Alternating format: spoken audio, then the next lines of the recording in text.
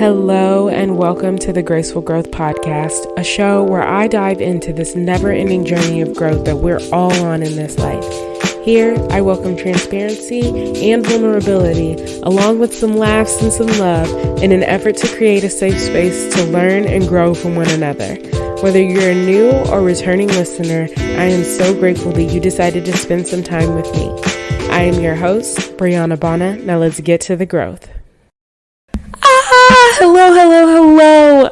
I know it's been a minute, but if you are looking at this on Spotify, I am on camera. You see me fixing my hair because I'm like, oh man, they can see me now. Welcome back. I feel like saying welcome back to my channel because it feels like YouTube a little bit, but actually I forgot I am going to post this on YouTube, so it will kind of be like welcome back to my channel. But anyway, here we are. This is where I typically record the pod. And yeah, I am excited. I'm back. I'm nervous because whoa, I feel like this is the thing with the podcast now. People need a visual. Took me a little longer, to get the tech set up as I like, and obviously it'll be new and improved as I continue to learn and everything like that, but I'm feeling good. This is my favorite time of the year. Actually, it's not actually it is kind of my favorite time of the year. I love pumpkins. I love fall. I love apples. I love all the things that go with that. The harvest time, if you will. I love Thanksgiving. I love family, football, all of that jazz. Good time of the year. Do not love daylight savings. I know y'all have seen the memes. How much daylight are we trying to save? How much daylight are we actually trying to save? Because it's ridiculous. Why is it dark at 5 o'clock? And I know other places it is even darker. But anyway, let us address the elephant in the room of my absence. It actually ties hand in hand, I believe, with the topic of the day, which is toxic workplaces. I've been feeling a little defeated lately. But anyway, I will just jump right on into it because it's my podcast and I can do that. But anyway, so for probably the last year, I ended up making a decision in my career to go elsewhere after I'd been with one company for a while. And I won't get into too many details about like the ins and outs, just kind of telling my journey in this. And I say all that to say the grass is not always greener. I was, just trying to make a move because I thought that it was the best thing for my career at that time. But anyway, hindsight is 2020. For the last year, I've been in a work environment that is not great for the mental health and my mental health specifically. I think it's fun now. Raul has just entered the office and he's like looking for his place to sit because I have everything set up and all of that. So you'll finally get to see the dog if he ever figures out how he's going to make it onto the couch with all my wires and whatnot everywhere. But anyway, not a good place in the work environment, and filled with micromanaging, passive aggressiveness, not really working as a team, kind of things like that. And I don't work well in that environment. I don't know actually too many people who do work well in that environment. And so for me, I've just kind of been processing that through the last year and like just really trying to just go forward with, yep, it's going to be fine. Everything's going to be dandy. Like we'll get through it. Like maybe it's just this time, I'll give it this many months. And then, that timeline comes and it's like, all right, well, I'll give it this many more months or whatever. And it just continued to get worse. And again, I said, I'm not going to get into details. But a couple weeks ago, I probably for the first time, I think maybe since college, I had a mental breakdown. I think I hesitate to even say that because it does sound dramatic, but that's exactly what was going on. I could not even speak about my work situation without just full on tears and chest pain. And, it's hard to describe. Like, it's almost like your heart is sitting in a box that it's too small for. and like the box just continues to get smaller. I don't know if you've seen like a horror movie or any type of like people like being in an elevator or something, or like being in a hallway and the walls start like closing in on them. Like that's how my chest felt. And I was supposed to be going somewhere to the headquarters of this particular place that I was contracted to work with. And I remember talking to my mom on the phone, and she, we're just having a regular conversation, and she just casually asked me about some of the details of my travel for the following week, going here. And it was also on short notice, which was a problem as well, which added to the anxiety that I was experiencing. And I couldn't even answer her. I just immediately started crying, and I was like hysterical, like, and I know that's probably funny to look at, but like that's how I was, and I didn't feel good, and I was just like, Mom, I'm not okay. Like, and me saying it out loud, I was like, I'm not okay. And she was like, I'm not even trying to be funny, but like, do you think that you need to be traveling in this condition? And I was just like, but they need me, because that's the other thing. I have this high performance mentality that I'm trying to follow, and I was at a place where I could not do that. I really couldn't do it. And so, I was like, okay, like, let me go ahead and cancel my travel. Like, if my mom's saying that, because my mom is, when she's serious about that, it's for real. She's not just saying that like, oh, like, yeah, you're not feeling well, don't go. And like, oh, you have a little cough, or like, she was really like, I'm concerned about you. Like, I'm concerned about what's going on with you. And I was like, okay. So then I called my fiance to let him know, like, hey, in fact, you don't have to take me to the airport tomorrow, because I will not be going. I've canceled my travel.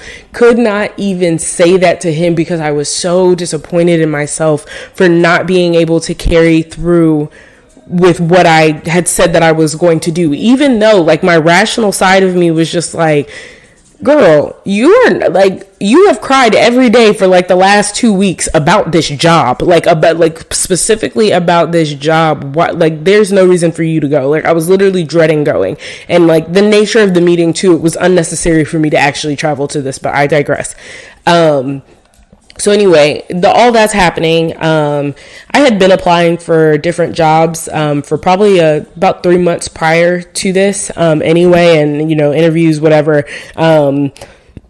In that week that I decided not to go, I actually ended up getting an offer from one of them, and it just happens to be my former company, which very excited about. Won't dive too deep into that because that's not the point. But yeah, so I just wanted to dive into going through that and the intense amount of pressure that I was kind of feeling from the company, but also that I was putting on myself. Putting so much pressure on myself, and like nobody told me to do that. But it made me realize, like, and even how I was describing my situation, I felt like I was not okay in the head. Like, it was like kind of like saying that your brain has a cold or something. Like, it's temporary, I know, and like things will be fine with it. Like, things will be fine like in the future, but as of right now, I am not okay. My brain is not okay. It feels sick because I am having these thoughts that I know they're not rational, they're not real, because they don't actually need me to go to this, especially if I'm like this. If I'm in this state where I'm not functioning well. Like, I'm not functioning well. And, when you're a part of a team, your team wants you at your best. If you're coming in, you're part of a sports team or something, you're coming in and you're, giving half-ass effort, they might as well just not even have you there, because it almost makes it worse. Like, it almost makes it worse for you to be there not at your best for that day, and knowing that you're not at your best.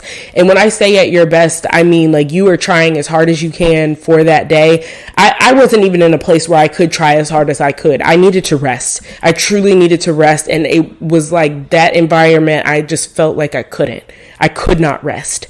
And just it just piled up and piled up. And to be honest, I was feeling that way for a very long time. Like that was not a new emotion that I felt like right before I needed to actually go to this meeting or whatever at headquarters. I'd been feeling like that for a very long time, and I had just kept pushing and pushing and pushing and pushing and not expressing to anyone how I was feeling. Like I kind of like would speak a little bit about it, but I didn't ever release how I was actually feeling like in its entirety to anyone. I was just letting it fester. Honestly, somebody else told me that like, hey, you keep it inside and it's going to fester and then you're going to blow. And that is exactly what happened. So I say that to say, and my lesson learned with that is to, when you're feeling like that, you do need to rest, and it's okay to rest. And I think I'm still even wrestling with the fact that I made that decision. I'm not going to say that I regret it at all, because I think that things would be worse if I ended up going, quite frankly. But I definitely regret not speaking up sooner. Like the denial of not being okay was so rampant. Because I was like, I'm fine. Like, this is just the industry. This is how it works. And like, no, actually, it's not how it works. Like it took me a minute to realize like, oh, this actually isn't normal. And it's shocking because I know that it's not normal. But I think that because I was at another company for so long, and I figured that, what I experienced there was maybe not the norm, and maybe like, okay, like maybe they were just a one-off in being such a great company to work for. Because even though I was upset I won't even say that I was upset when I left. I felt like I wasn't going to progress any further in that very moment. Even though I felt like that, I still was like, I would always come back to this company. Like I would always, if given the opportunity, come back to this company. But I think I thought maybe I was spoiled there, and I was like, okay, this isn't reality. Like this company isn't reality, and I need to learn and get a taste of elsewhere in the industry. And so I think I was kind of riding that of like, okay, maybe this is how it is, and I just need to suck it up. And I don't have good advice. I actually have not talked to my therapist about this yet. Ooh, that sounds crazy to say that I'm talking about this on the podcast before I've dove into it with the therapist, but that's real. I have not talked to her yet about this. I told her that I'd get back with her after the holidays, and shit hit the fan before the holidays. So, but anyway, I will definitely dive into that with her, because I'm not really sure of what that threshold is maybe for me of, hey, take a break. You're not good. When is that? Like, when am I being a baby versus when is it like, oh, this is a little bit more serious than maybe we thought. So saying that, and then, after the fact and everything, I was also feeling anxiety during the time that I actually did take off and I didn't travel to this meeting, because I'm like, dang, like now I have to explain to other people why I wasn't there. That's dang, like I don't want to have to talk to anybody about this. So I was kind of like, okay, I was just sick, which was not really a lie. I just wasn't sick in the way that people maybe thought it was. And I realized also in hindsight that further perpetuates like the mental health stigma, is that I couldn't talk to anyone about it. And, part of that is the company and their willingness to be open about things like that, but also on my part as well. And, I will say, even like the way that I was raised, like we're not talking about that. You don't talk about those things with other people. And like, I remember the first time that I even maybe posted on LinkedIn about me having anxiety, my mom was like concerned. She was like, I don't want you to not get a job because you have anxiety. I was like, Mom, that's actually illegal. Like they can't not hire me because I have anxiety. And she was like, yeah, but things happen. And she was like, I just don't want anybody to think that there's something wrong with you. And I was just like, this is exactly why there's a problem. This is exactly why there's a problem, because you say things like that. And like, I know she didn't mean any harm by it. And I hope she understands that if she sees this or hears this. I know she didn't mean any harm by it, but it just, highlighted for me, like, this is why people don't speak up, is because there's all this negative energy around it when it's really just reality. Like, you don't treat people badly when they decide that they're not coming to work because they have a cold, but yet you look at them funny when it's like, oh, I was not having a good mental health day per se, and that's why I didn't come in. Now it's like, mental health day, like, this soft ass person or whatever, like, whatever people say. And I realized, as I was talking to some other people one-on-one, and they were asking me like, hey, are you feeling better and stuff like that? What did you have? Like, it's going around. And like, there were a few people who I'm like pretty close to that I trust, that I was like, yeah, I didn't go because of, like, I had a meltdown. Like, I had a breakdown. And it wasn't healthy for me to go. I also, not only did I not go, I took off for 2 days. And I remember I was talking to somebody who's in the same position as me. She was just in a different program, and she ended up going, and she was telling me how, her mom is actually flying in from, like, halfway across the country, to see her, because she was concerned, because every time she talks to her, she's like, you're not okay. Like, this is a terrible work environment for you. And the things that she was describing of like how she stays on late until 9 and 10 p.m. just to log back on at 7 a.m., 8 a.m. in the morning, because there's so much work to be done, and she's overwhelmed, and, her chest hurts, and she cries every day, and very similar stories. And we both, she came in probably a couple weeks after me, but we both have been on like a similar program for this past year, and going through the same thing, and haven't discussed it with each other. And it just highlighted for me, I said, wait a minute, there's a bigger problem going on here, because I guarantee you it's not just me and her. There are other people who are on this program who feel the same way. And I was like, I'm curious, when I take this back to leadership, what's the response going to be? Because this is clearly a problem. But yes, just again, and it made me realize, and I don't know if this is because I've only seen it in my company with millennials, because a few of the people who I work with who are a little bit older, they just, take it in stride, and they just ride with it, and they don't get deep about what they're going through or anything like that. And I don't know if they cry when they go home, but at least the millennial, like, people who were, on my level, like, we're doing the same role, we all had the same thing to say. Like, we are not okay.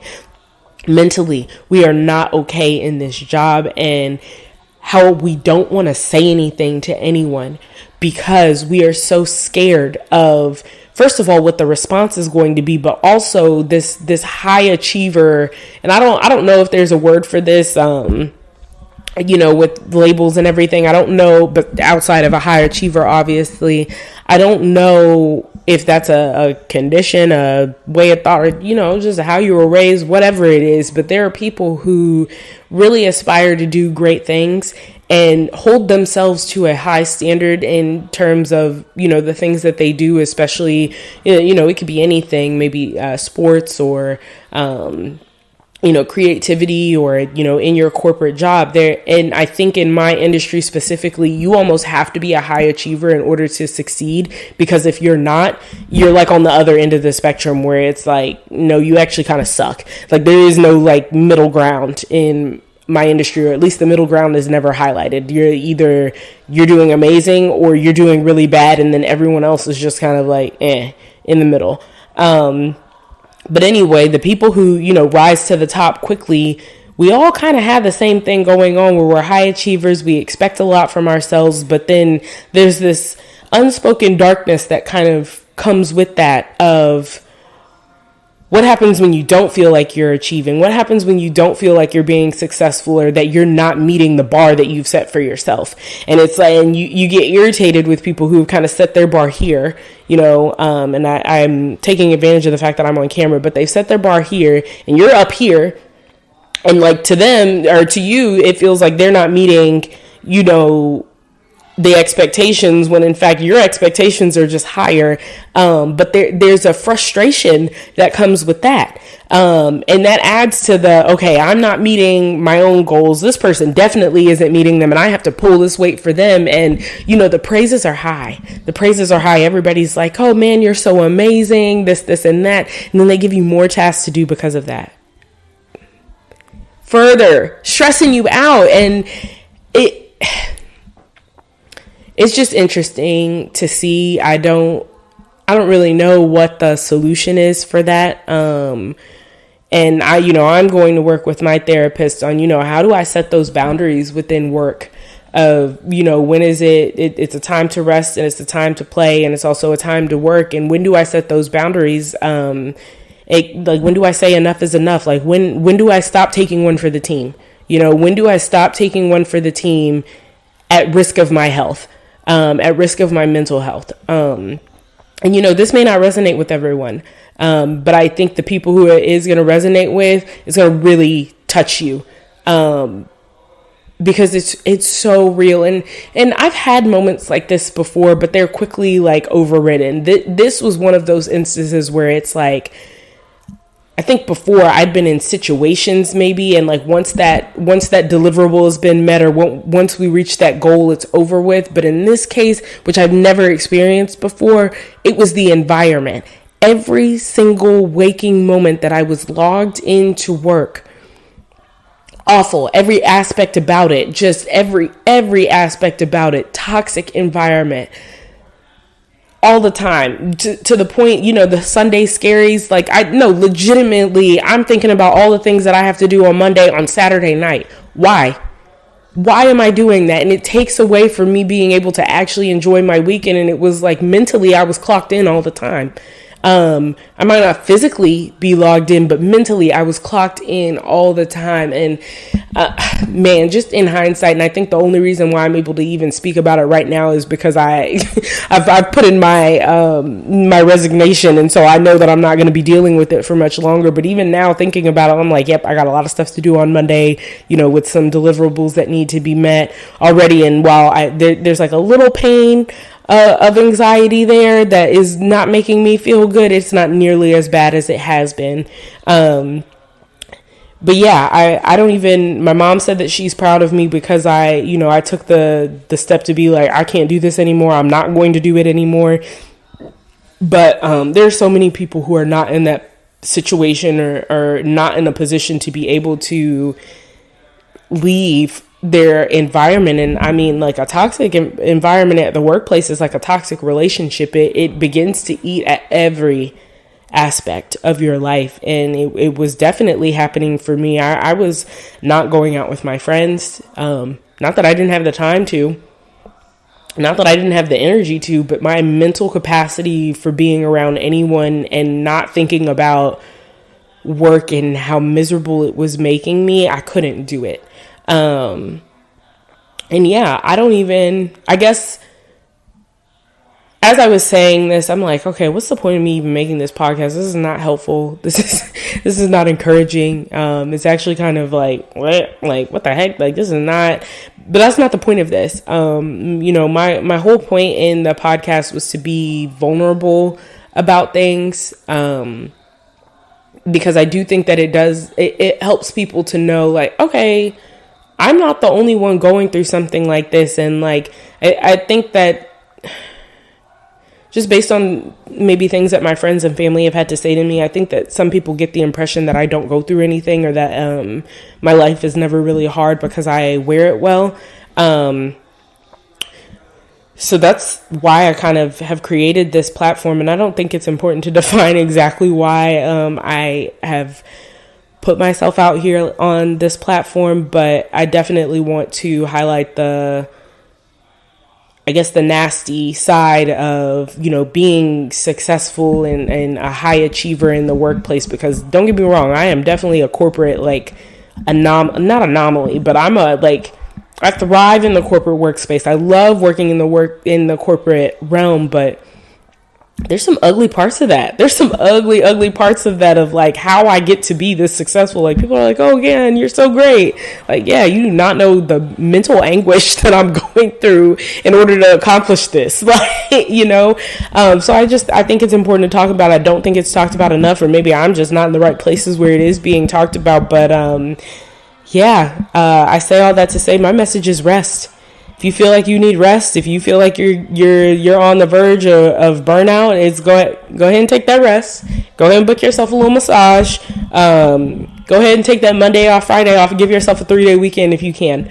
But rest when your body's telling you to rest, or your body's going to make you. And I think that we've always kind of said that about, the physical, like actually being sick, like having a cold or the flu or something like that. Like, your body's going to make you rest if you don't actually rest, and like the physical aspect of resting. But you need mental rest as well. You need mental rest. And so maybe, I know I said that this is about toxic work environments, but I'm actually going to turn that. This is about needing mental rest. Like, you need mental rest. Your brain is going to make you have a break if you don't give it a break. And so, yeah.